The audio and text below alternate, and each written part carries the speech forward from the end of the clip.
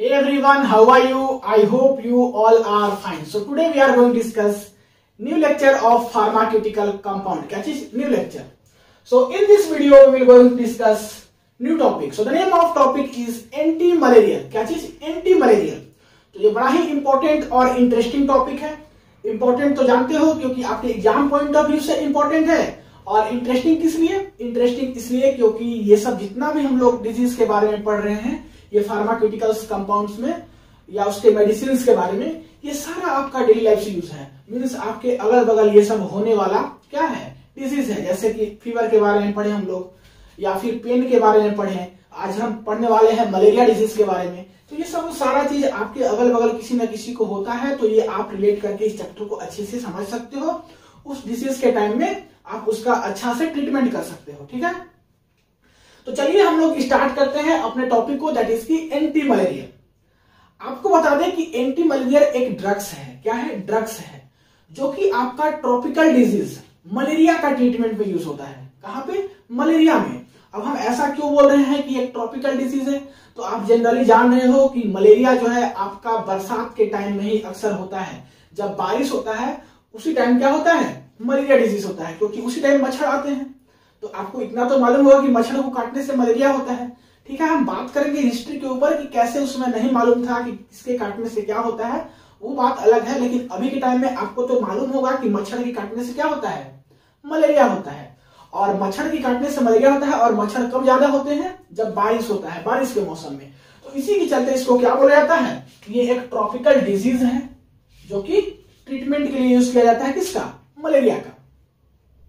चलिए वो सब बातें अलग है. अब हम आपको थोड़ा सा हिस्ट्री पे ले चलते हैं. आप देखिए, अपने घर के मेंबर से किसी से पूछिएगा जो आपसे बहुत बड़े होंगे, मतलब आपके दादा दादी या आपके माँ पापा भी जानते होंगे, तो उनसे पूछिएगा कि पहले के टाइम में मलेरिया बहुत ही क्या था? डेंजर डिजीज था.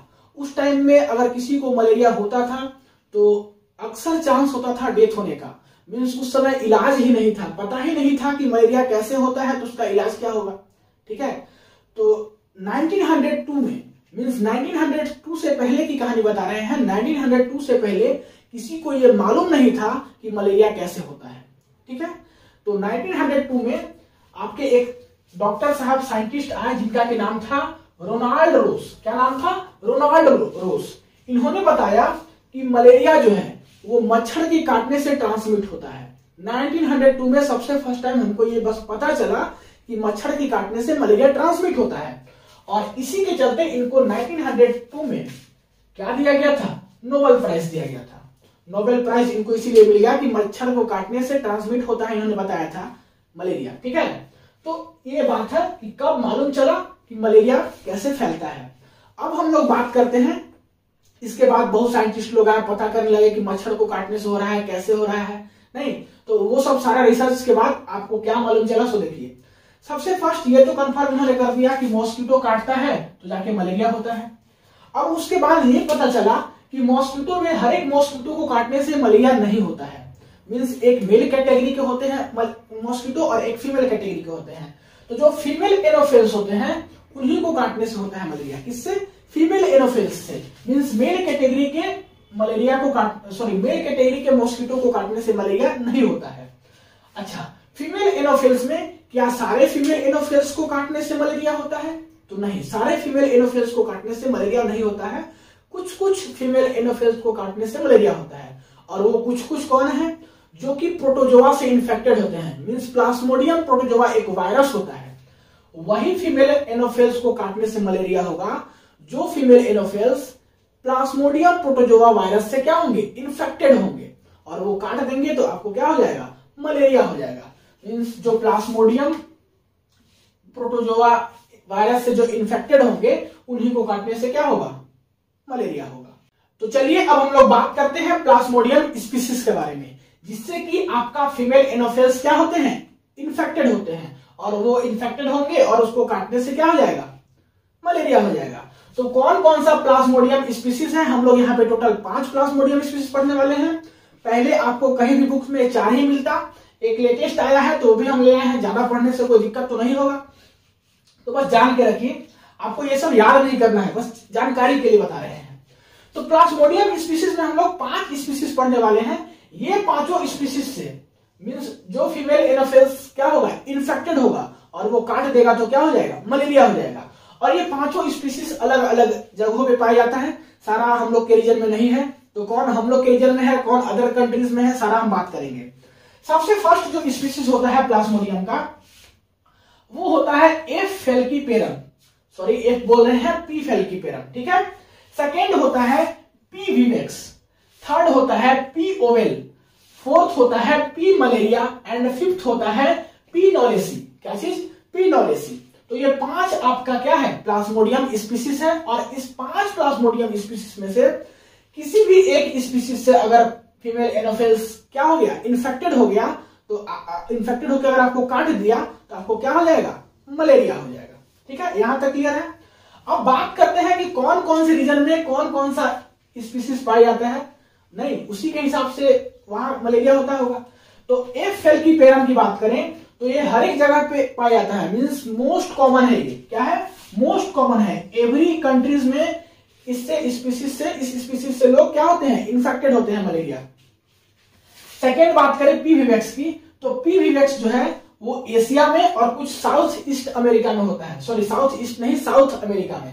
कहां पे, एशिया में और साउथ अमेरिका में ये पी विवेक्स प्लाज्मोडियम स्पीसीज पाया जाता है।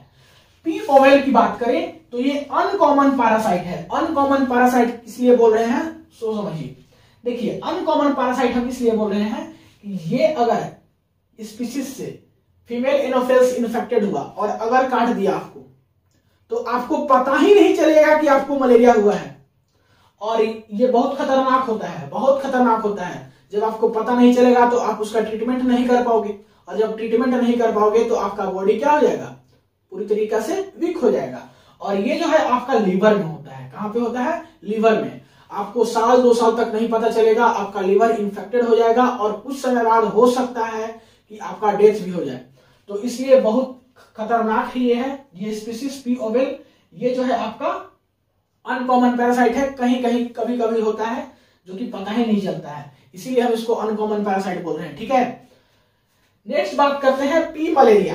पी मलेरिया जो है अफ्रीका के रीजन में होता है ये, ठीक है। और एक है आपका लास्ट पी नॉलेसी, जो कि some part of south east Asia में होता है। कहां पे होता है, सम पार्ट, कुछ कुछ पार्ट में, साउथ ईस्ट एशिया के कुछ कुछ पार्ट में इस स्पीसीज से इन्फेक्टेड होते हैं फीमेल एनोफिल्स और काटते हैं तो हमें मलेरिया होता है। तो इसमें सबसे डेंजर बात करें तो ये है पी ओवेल। ये जो है आपका रेयर केस में होता है और ये इतना खतरनाक है कि आपके लीवर में हो जाएगा, साल 2 साल तक आपको पता नहीं चलेगा, आपका लीवर इन्फेक्टेड होते रहेगा और फिर बहुत दिन के बाद अगर आपको नहीं पता चला तो हो सकता है आपका डेथ भी हो जाए। इतना खतरनाक है, मींस इसमें पता ही नहीं चलता है, और जब पता नहीं चलेगा तो आप इलाज कैसे कराओगे। ठीक है, तो ये होता है इसके पीछे का कहानी। तो ये 5 टोटल प्लाज्मोडियम स्पीसीज है जिससे कि फीमेल एनोफिल्स इन्फेक्टेड होकर के और काटते हैं, और काटने से हमें क्या होता है, मलेरिया होता है। अब फीमेल एनोफिल्स काटेंगे तो मलेरिया कैसे होगा। जैसे देखिए फीमेल एनोफिल्स ये 5 स्पीसीज से क्या है, इन्फेक्टेड है प्लाज्मोडियम स्पीसीज से। अब वो जैसे ही काटेंगे तो काटने के बाद इस वायरस में एक स्पोरोजाइट होता है। क्या होता है, स्पोरोजाइट। इस स्पीसीज में, प्लाज्मोडियम स्पीसीज में एक वायरस होता है, उसका नाम क्या होता है, स्पोरोजाइट। और जैसे ही हमारे हैंड, लेट सपोज कि हमारे हाथ है, इस हैंड में अगर मच्छर काटा, मॉस्किटो काटा, और कौन काटा, फीमेल एनोफिल्स काटा, तो क्या करेगा कि वो स्पोरोजाइट हमारे स्किन में छोड़ देगा और उसी से हमारा पूरा बॉडी इन्फेक्टेड हो जाएगा, हमें क्या हो जाएगा, मलेरिया हो जाएगा।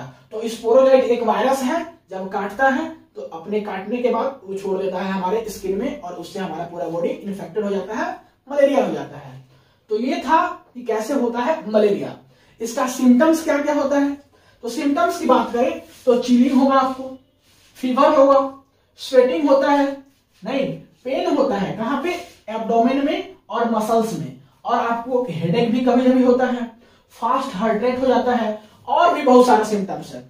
तो इसमें से जरूरी नहीं है कि आपको सारा चीज हो जाए, कुछ कुछ किसी किसी को अलग अलग होता है, क्योंकि ये डिपेंड करता है कि किस टाइप का आपको प्लाज्मोडियम स्पीसीज से इन्फेक्ट किया है फीमेल एनोफिल्स। ठीक है, तो इसमें से कुछ सिम्टम्स, 2-3 सिम्टम्स तो लगभग होता ही है, जैसे कि चिलिंग हो गया, फीवर हो गया, स्वेटिंग हो गया, ये सब चीज तो होता है सारे लोग को। तो और भी बहुत सारा इसका सिम्टम्स है, आप इससे ऐसे पहचान सकते हो। अब हम लोग बात इस डिजीज का मेडिसिन कैसे आया। नहीं, स्टार्टिंग में कौन सा मेडिसिन यूज किया जाने लगा। आज के समय में तो ये बहुत मतलब नॉर्मल सा बीमारी हो गया है, इसका बहुत सारा मेडिसिन हो गया है, जल्दी से ठीक हो जाता है। लेकिन उस टाइम में मुश्किल था, तो उस टाइम में कौन सा मेडिसिन स्टार्टिंग में यूज किया गया था। तो देखिए आपको बता रहे हैं कि एक सिंकोना नाम का प्लांट होता है। क्या चीज? सिंकोना। एक सिंकोना नाम का क्या होता है? प्लांट होता है। इसी प्लांट की हेल्प से इस मलेरिया डिजीज का क्या किया जाता था? इलाज किया जाता था। कैसे? ये सिंकोना आपका एक प्लांट था और क्या किया जाता था कि इसका बकल से, इससे बकल से, इसका जो बकल होता है प्लांट का, इससे एक्सट्रैक्ट किया जाता था। बकल को क्या किया जाता था? एक्सट्रैक्ट किया जाता था। बकल को क्या किया जाता था? एक्सट्रैक्ट किया जाता था और एक्सट्रैक्ट करके इसका बनाया जाता था टैबलेट। ठीक है, इसका क्या बनाया जाता था? टैबलेट। और इस टैबलेट का नाम रखा गया था क्यूनिन। क्या नाम रखा गया था? क्यूनिन। और ये क्यूनिन जो है एक्चुअली क्विनोलिन डेरिवेटिव्स होता है। क्या होता है? क्विनोलिन डेरिवेटिव्स होता है। क्विनोलिन डेरिवेटिव्स होता है। तो सबसे फर्स्ट टाइम क्या किया गया कि सिंकोना नाम का प्लांट था, उस प्लांट से उसका बकल को एक्सट्रैक्ट किया गया और उस बकल को एक्सट्रैक्ट करने के बाद उसको क्या किया गया? मिक्सर में पीसा गया और पीसने के बाद उससे एक क्या बनाया गया? टैबलेट बनाया गया और उस टैबलेट का नाम रखा गया क्यूनिन। और इसी को क्या किया जाने लगा? मार्केट में पब्लिश किया जाने लगा, मार्केट में आयुर्वेदिक फॉर्म में देने लगा। मींस इसमें कोई केमिकल मिक्स नहीं है, सीधा एकदम प्लांट से एक्सट्रैक्ट किया गया बकल को और उससे टैबलेट बनाया गया और उसको आयुर्वेदिक दवा के फॉर्म में मार्केट में बेचा जाने लगा। और इसका नाम क्या था? क्यूनिन। ये एक क्विनोलिन डेरिवेटिव्स है। क्विनोलिन आप लोग हेटेरोसाइक्लिक कंपाउंड में पढ़ चुके हो। तो ये था इसके पीछे का कहानी। अब देखिए हुआ क्या, ये जो क्यूनिन टैबलेट था ये बहुत ही मतलब कि जल्दी से ठीक करता था, बहुत अच्छा रिकवरी था इसका मलेरिया का। जिसको मलेरिया हुआ अगर आप दीजिए तो एक ही दिन में मलेरिया ठीक। लेकिन इसका एक डिमेरिट भी था। डिमेरिट क्या था कि ये था आपका आयुर्वेदिक दवा। कैसा था? आयुर्वेदिक दवा। इसमें कोई केमिकल मिक्स नहीं हुआ है, डायरेक्ट प्लांट से एक्सट्रैक्ट किया गया है, टैबलेट बनाया गया है, आपको दे दिया गया है। लेकिन इसका बहुत बड़ा डिमेरिट भी था। डिमेरिट क्या था कि मलेरिया डिजीज को तो आपका ठीक कर देता, लेकिन और भी छोटा मोटा प्रॉब्लम्स आपके बॉडी में छोटा मोटा डिजीज उत्पन्न कर देता था, फॉर्मेशन कर देता था नया। तो इसका डिमेरिट क्या था कि बॉडी में जाते ही मलेरिया को ठीक कर देता था, लेकिन और छोटा मोटा डिजीज को आपके बॉडी में कर देता था। तो इसका उस समय इलाज नहीं था, इसलिए लोग सोच रहे थे कि मरने से तो बेटर है कि चलो मलेरिया को ठीक कर दो, बाकी को हम देख लेंगे जो छोटा मोटा डिजीज है। तो इसके चलते क्यूनिन टैबलेट को लोग खाते रहे।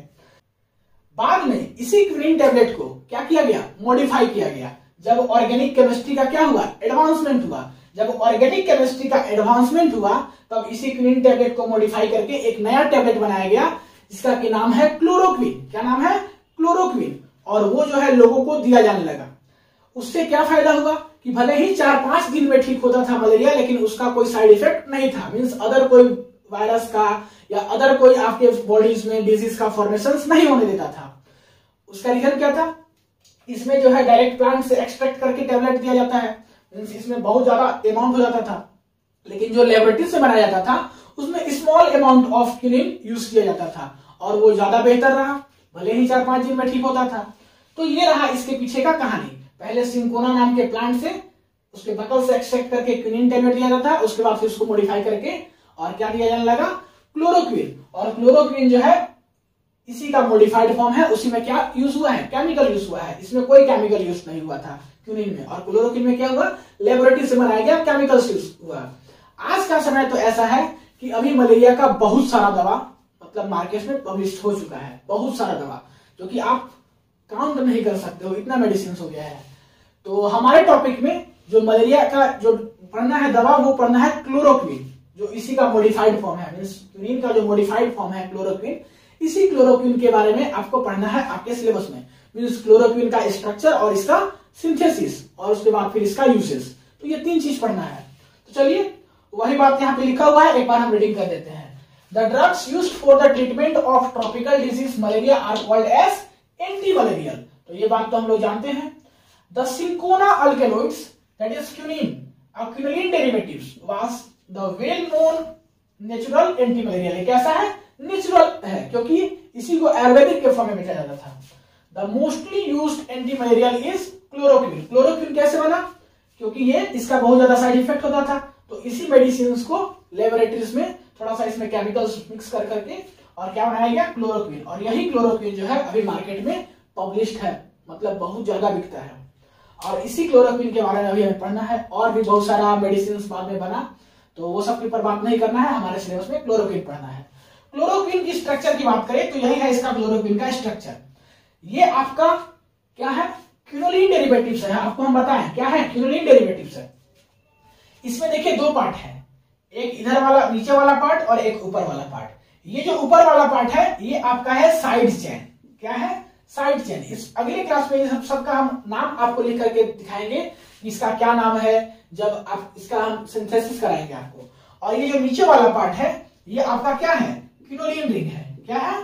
क्विनोलिन रिंग है। ये सब हेटेरोसाइक्लिक कंपाउंड में पढ़े हैं आप, क्विनोलिन रिंग। तो क्विनोलिन रिंग है और ये क्या है? साइड चेन है। इसी के चलते इसको हम बोलते हैं क्विनोलिन डेरिवेटिव्स। तो अगले क्लास में हम लोग क्या पढ़ेंगे? इसी क्विनोलिन का मींस इसी क्लोरोक्विन का हम लोग क्या करेंगे? तो अगले क्लास में हम लोग क्या करेंगे? इसी क्लोरोक्विन का क्या करेंगे? सिंथेसिस देखेंगे। तो मिलते हैं अगले क्लास में, तब तक के लिए पढ़ाई करते रहिए। All the very best. उम्मीद करते हैं सारा बातें समझ में आया होगा। वीडियो को पॉज करके नोट कर लीजिए।